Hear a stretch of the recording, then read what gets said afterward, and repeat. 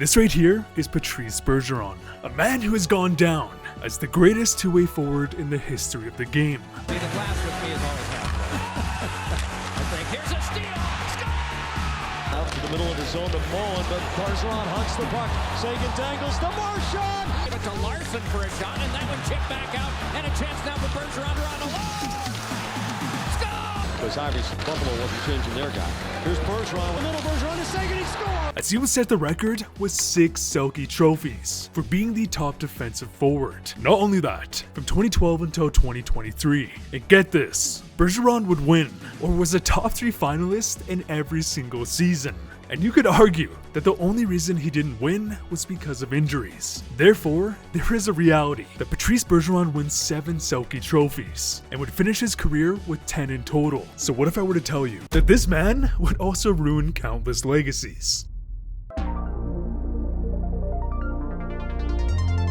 When we look back at NHL history, who are the players we remember? In my mind, it's the ones who dominated the scoring races, won awards, or perhaps they carried a team to a Stanley Cup. Now I will say, each fan base will of course remember those players who were cult stars for their teams, but unless a player won awards, most fans will not remember. Thus, their memory will slowly begin to fade from the game. And in the case of Patrice Bergeron, the Selke Trophy is inherently an award given to players who are not flashy. Let's be honest, playing defense is boring. Well, for most people. Look at this. I mean, they're just going to stay back there. And look at this. Briere just said to St. Louis, you better go forecheck him because we're not going to move. Therefore, it is easy to forget the defensive legends of the past. For example, let's consider a player like Ryan Kesler.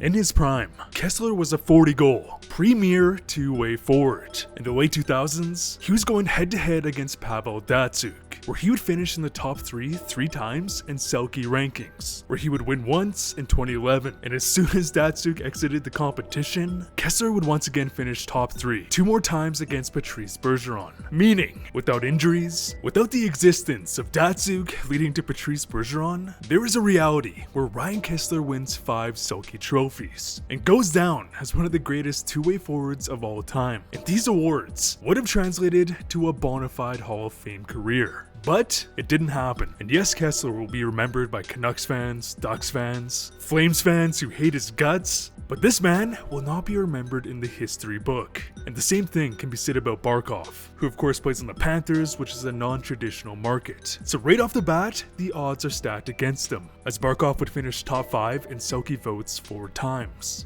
And he would take home 1 award. And if Bergeron isn't in the conversation, and Barkov plays in a market like Toronto, there is a reality where he wins 3 of those 4 Selkes, wins several more in the next decade, and finishes his career as one of the top two-way forwards of all time. Now he still does have plenty of time to create this legacy, but the same thing can be said about guys like Sean Couturier, Mark Stone, Anze Kopitar, Jonathan Toews. But here's the difference. Aside from Couturier, all of these guys would cement their legacy from winning cups. Kesler came as close as you could get, but he didn't. Therefore, when people think about Kesler, they remember him for being a good player. Yes, but not from him being one of the greatest two-way players of his era. Countless players never stood a chance because of the greatness we would see from Patrice Bergeron.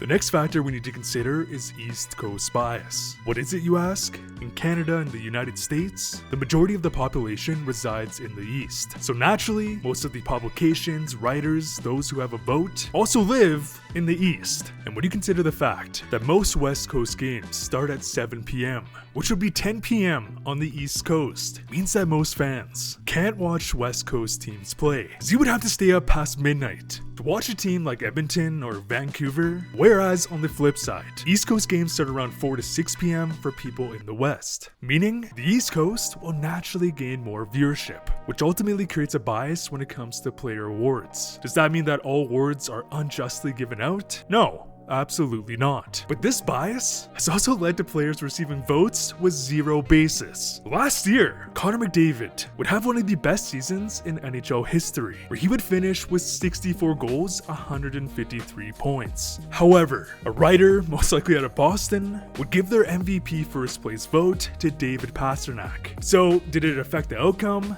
No, but there is no reality where McDavid should not have swept the MVP award. And this vote confirms the idea that there is in fact a bias. We have seen it firsthand. In the past, we have seen many tight races. Maybe the West Coast player has the lead, but because of the East Coast bias, if that player doesn't dominate, they have a very low chance of winning. A great example of this was Roberto Luongo, because back in the 2000s, heading into the 2010s, Roberto Luongo was a monster. Brower with a long shot. Rebound. Oh, what a save. Sharp. He's in the long deeks. Great save. Luongo. Spun around. Steve Sullivan on a breakaway. Stopped by Luongo. For example, back in 2004, Luongo was a part of a horrendous Florida Panthers team. And even though Lou would finish with a losing record, he would have a modern high, .31 save percentage. This was one of the first times in NHL history that we saw a horrible team like this with a goalie setting modern highs. On top of that, Luongo faced the most shots in the entire NHL. Without Luongo, the Panthers have one of the worst seasons in NHL history from a non-expansion team. With Luongo, they finished far above expectations. Yet, Martin Brodeur, on a team with Hall of Fame defensemen, would wipe the floor with Luongo in terms of voting. Mika Kiprusoff, who played half the games on a championship caliber roster, would place second. Marty Turco, who from an analytics perspective had a far worse season, would finish with 1.3% less votes. How does this make sense? Yes, I get that Luongo was on a bad team, but are we judging how good a team was or how good the goalie is? Hell, if we take a look at point share, which is a stat that tracks how many wins a player contributes to a team, Luongo would finish with nearly double the point share of Brodeur, Turco, and Kiprusoff. In fact, Luongo would finish third of all time, right behind Wayne Gretzky and Ray Bourque. But because he was on a bad team, up against a legend in Brodeur, he did not receive the respect he deserved. Also, I do want to say that point share by no means is a perfect stat, but it does emphasize how absurd that Luongo was overlooked that season. But it wasn't just that season, because back in 2007, Luongo would carry the Canucks on his back, where they would finish first place in the division. Without Luongo, the Canucks might not even make the playoffs. With Luongo, they would finish first. And in this season, Luongo would finish second in MVP voting. But somehow, that didn't translate to first in Vezina, where he would be runner-up to Martin Brodeur. So voters clearly recognized that Luongo had an MVP caliber season, but that wasn't good enough for the Vezina. Like, it doesn't even make sense. Now, this might be extreme, but that would be like if a rookie won a scoring title, but not the Calder, which once again highlights that if there is a tight race for an award with a West and East player, the player in the East will most likely win. I'm not saying a guy like Brodeur didn't deserve his awards, but it does show how East Coast bias always wins, as Luongo would still be a first ballot Hall of Famer, which honestly goes to show that many people have accepted that yeah, he probably should have won a Vezina. But this can't be said about many players of the past. Also, I am a Canucks fan, so some of you guys are probably thinking this guy is a giant homer, which I get, but I've been wanting to make a video on this topic for quite some time, and the proof is in the pudding. Can you name a player who never got the respect he deserved? Or perhaps, who's your team's most underrated player of all time?